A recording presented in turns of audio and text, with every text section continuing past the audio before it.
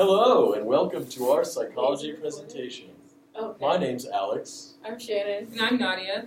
So, ours, do you remember the 21st night of September?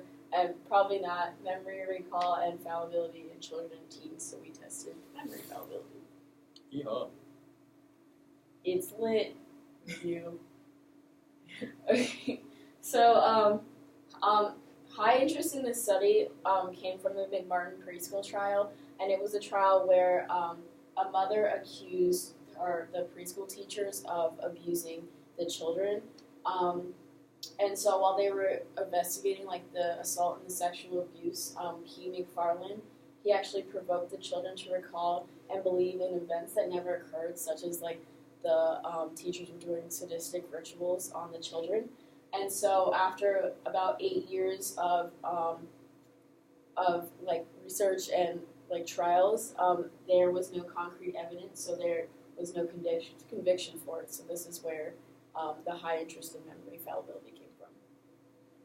So the first major study of this was by Loftus and Palmer in 1975, and they tested to see if the adjective that you used in the question affected the memory of it. So they had a car crash, and they showed the participants a video of the car crash, and they asked them a question using different adjectives. And so the subject's answers varied with the adjectives that they used. And so this shows that the instructions given altered the memory of how fast the cars were moving.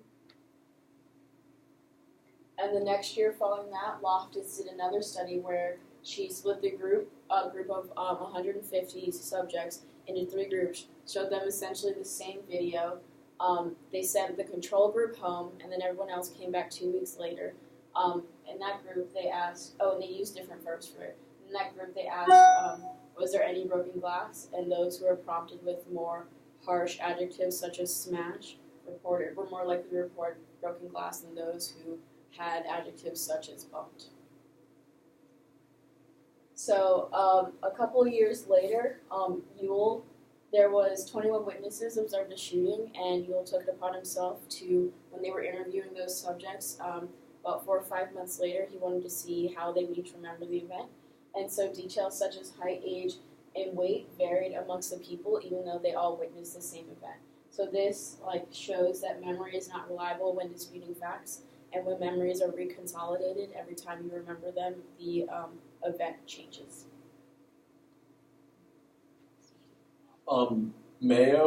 Ruth Mayo did a study on a similar idea on 40 undergraduates. They were shown an 8-minute video tour of an apartment and then asked about specific attributes of the apartment. When they were asked about certain objects and provided false information in the questions, they were more likely to forget the existence of that object when asked about it later on, whereas if they were to affirm attributes about objects, they were more likely to remember it.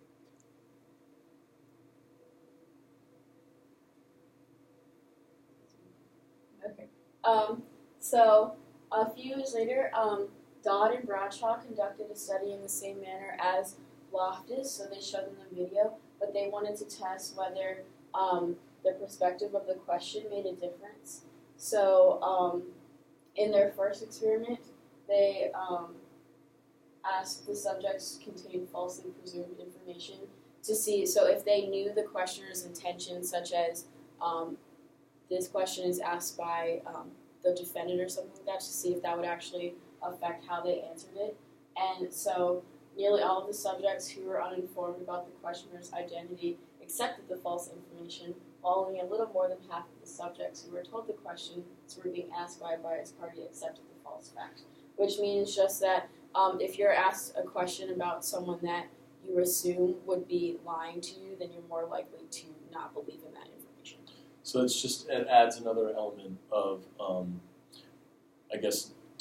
change in your memory depending on the environment. So in 2001, Vogel conducted a study which basically where he just showed an array of objects to 10 different college students. And basically all he really showed was that humans are only able to hold in like 3 to 4 objects from their working memory at a time, with different cues and shapes, with different cues such as color and shape, and how also they're able to retain both color and orientation of the 3 to 4 objects. And so here you can see, like in the diagram, that it's much easier to recognize the changing color than it is to recognize when they're all in the same color scheme. And also for the position, it's a lot easier to recognize the change from what they're. It'd be a lot easier to notice a difference in this slide when there's more objects there than if there was a single one. Yeah. And for this one, it'd be a lot easier to notice that there was a difference in the colors here, because this green is not in the same color family as, say, this pink is. So the yellow. I was just showing the difference between the spatial context and the feature context. Yeah. So for this experiment, they took 30 participants and they showed them a display of shapes with a lot of different colors in it. And then they, later on, they showed them a probe. And in that probe, there was a specific shape. And that shape varied in size and color. And so it was easier for the participants to remember the shapes that were the same color rather than different colors, or the same size rather than different sizes. And so this shows something called the color sharing effect, which means, again, it's easy to remember things that are similar colors than different colors. And then that color sharing effect can depend on whether the set of objects shares one color that's similar or has multiple colors that are similar.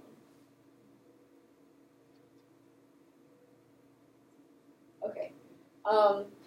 So Duncan in 1986 showed children ages 6, 8, 10, and in college a series of slides and asked them questions about it afterward. So in the first experiment, they looked at the verbal information about it. So they gave them information about it, whether that be correct or false information.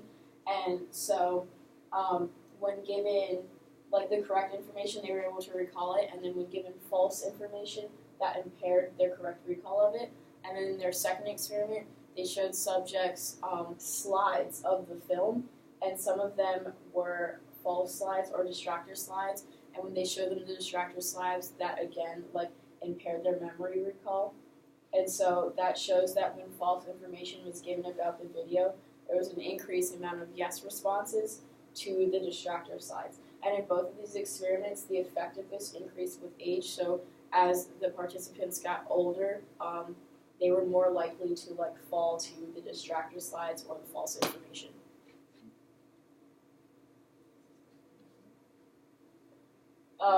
And then Dale had an experiment. He wanted to look at the same thing with children, basically. And so he took 32 white children and showed them 4 different videos and asked them 8 questions each about the film. And some of the questions were about things that were in the film, and some of the questions were about things that were not present in the film. And for the questions that were not present in the film, the probability of them answering yes to that question, remembering that it was in the video, was affected. So that's basically the same thing as the previous study was showing, just in younger children. And Loftus ended up conducting another study later in 1987, basically on gender differences in memory. And they predicted that there would be a difference between male and female memory fallibility. But basically what they found was that the males were better at the spatial memory and the females were better at verbal memory and face recognition. So essentially males can remember kind of the placement of where things and objects are, whereas females can kind of more memorize the verbal aspects, kind of just details. They can better remember what someone said and what someone's face looks like for men. And then neither sex was found to have a better memory. Okay, and so when years later, following that study, they tested 1,000 healthy adults and broke them up to groups, and they basically gave them a survey and asked if they thought that men or women would perform better on that survey. And in the survey, they found that women outperform men across all groups in episodic memory, which is basically memories that you can recall, such as what you did for your birthday last year or something like that. So the women were able to outperform men in episodic memory recall tasks. However, or despite the lack of differences between other tasks such as primary memory, priming, or assessing semantic memory, which is essentially the same thing as the last study said. This is our methodology section. So we hypothesized that subjects would perceive the video as more aggressive when a stronger adjective is used, as well as when asked questions about the film. And whether the detail was or was not present in the video will affect subjects' memory of the detail, with the younger subjects being more susceptible to leading questions than the older, regardless of gender.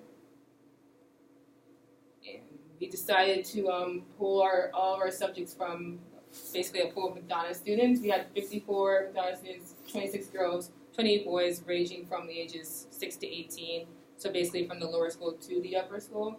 And we decided to choose these group of subjects because we had them readily available during the day, and also it kind of gave us a diverse pool of students from the wide range that we were looking for, with gender, age, and all that. And we had the teachers kind of pick the students, and we contacted them just by email. We didn't offer them any compensation either.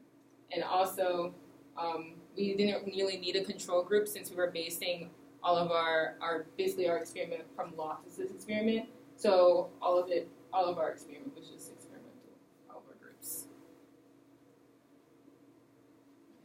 So this is the video that we showed the participants. Before we showed them the video, we would prime them and tell them that we were doing a study for our psychology class about memory, and we told them to listen close and try and pay attention to the details of the video. And also afterwards we'd just kind of be asking them to describe the video, what happened, and then a few follow-up questions pertaining to the video. So here's the video.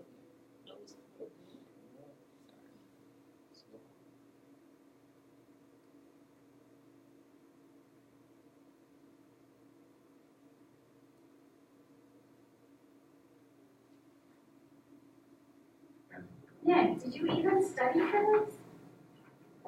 What? I got an F? Yeah.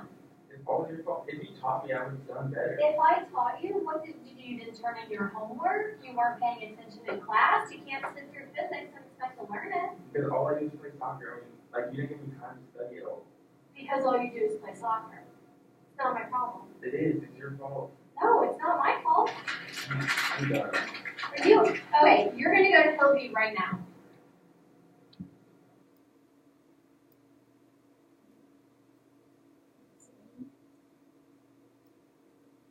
So immediately after watching the video, we had each student describe kind of what happened, and then we asked them a series of questions, such as was the teacher sitting down, and was the student sweatshirt blue? So we had some kind of leading questions and also some misleading questions. And then for questions 8 and 9, we used different adjectives to describe how the student was feeling. And that's basically kind of the main part of our experiment, was to see that if we use mild versus more harsh adjectives, kind of where would the students stand on that, and how would that kind of differ between ages and genders. And also we had our last question of did he slam the door shut, which basically kind of relates to Loftus's question about the broken glass. And yeah, so we tested on that too. And here are just a few descriptions from the different grades, and basically you can see that pretty much everyone gave the same description, focused on the fact that the student got an F on his test and that he blamed the teacher for not teaching him, essentially. For our variables, we had our independent variable, we had age and gender of our participants, and then for our dependent variable, we had our response to the question being asked. Here's our results section. So here are just a bunch of graphs, but this is a first graph.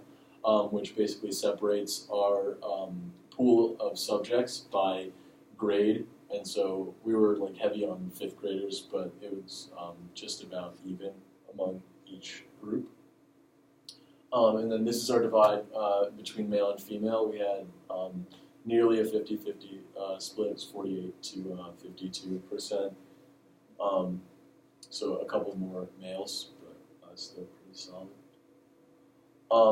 And so this graph represents the what we found to be the chances to give a correct response to a question with a correct piece of information versus incorrect information. And so despite what's been found in past studies, we actually found that our questions with correct information were answered incorrectly more often than those questions that had incorrect information, which was pretty interesting.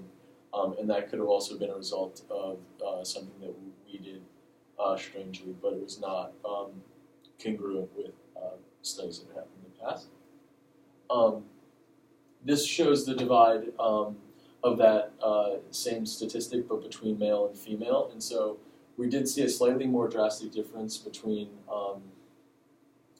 the true and false primed questions in males, but it wasn't hugely different or not significant.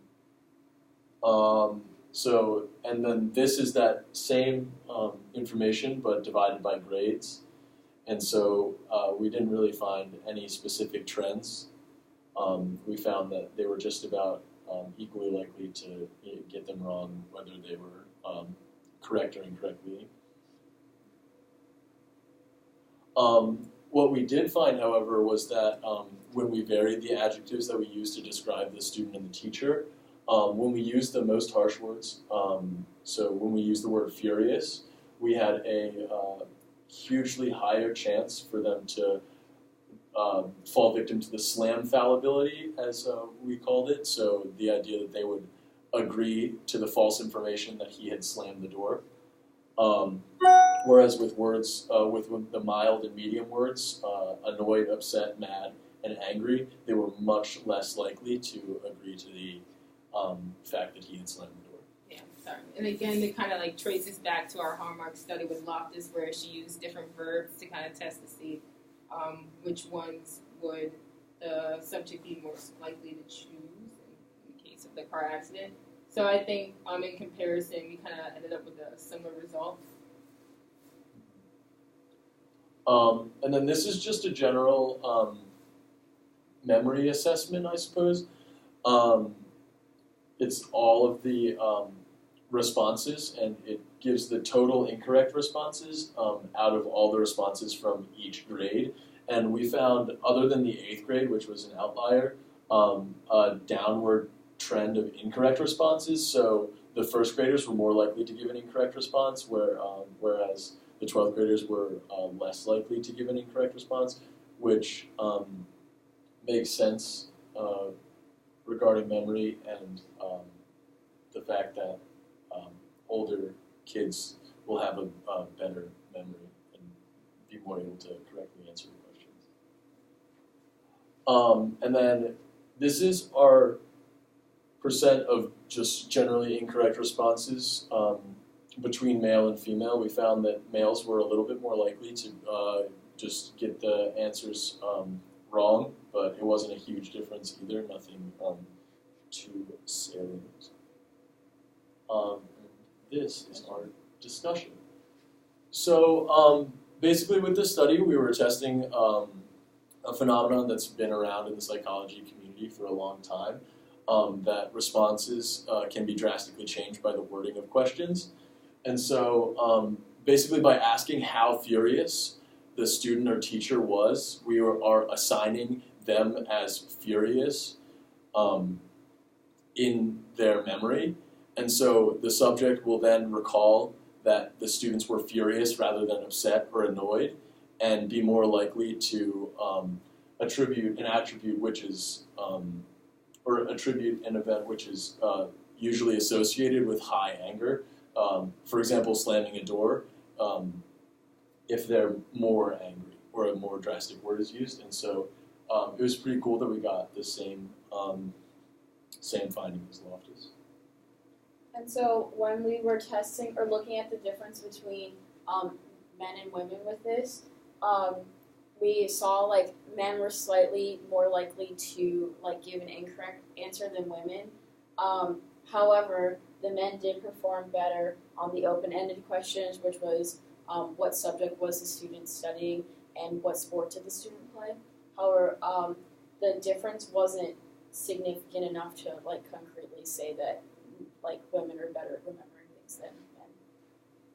And then in terms of the leading questions that we asked, our results were not congruent with that of Dale and Duncan's idea. They found that when you gave false information in your question, that the participants were more likely to remember that in the video. However, we found that when given correct information in the video, it's actually the participants were less likely to remember that information, which is the opposite of Dale and Duncan's idea. And so when we did look at gender differences in this slightly, the men answered more correctly to the false leading questions, which we said beforehand. But this also shows that that the men are shown to be more susceptible to answering the questions incorrectly than females, even though our results were flipped with that of Dahl and Duncan's. Right. So for our experiment, we had several confounds. One of the biggest being that we did not experiment every subject in the same location. We also had each of us conduct experiments separately, so not every student had like the same experimenter. We also did not use the same script for the lower school students due to the content of the video. There was kind of concern that basically like McDonough kind of teaches like to have respect and like responsibility from like the McDonough compass, and so we thought it'd be appropriate to include a lesson afterwards about how respectful was the student to the teacher and like what do they think the student could have done better. And so we just briefly kind of added like what the kind of like asked the student or the lower school student like what they thought the student could have done in it. And also we occasionally had to start the video over because of the low sound quality from the laptop, or if we weren't playing it out loud, we were using headphones that we listened to. Another large confound was that because after experimenting with this, after the subject kind of finished the test, we would send them back to the room where the other subjects were. So basically, that subject could have spoken to other participants after the experiment and influenced their answer choice. And yeah, we had verbs for angry, which were less concretely ranked, and then also we had some participants be the student or the teacher in the video, so kind of like taking a side.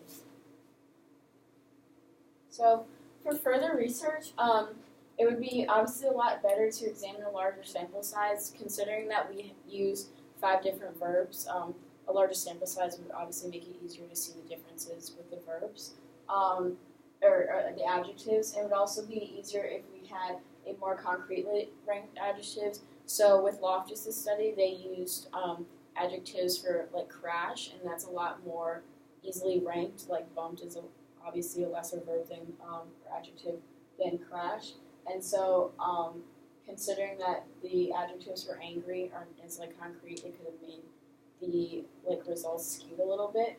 And if we wanted to try this again, we could probably broaden the participant age spectrum from kindergarten to college to see if there's like a downward trend throughout the whole thing and how the differences between like 7 and 8-year-olds and subtle differences. And also we found it could be very interesting to look at if race or socioeconomic status plays a factor into remembering events, because there's a lot of, I guess, studies that have to do with that and see like if where you come from actually affects how you remember things and how you view the world. So thank you for listening. Yeah, thank you.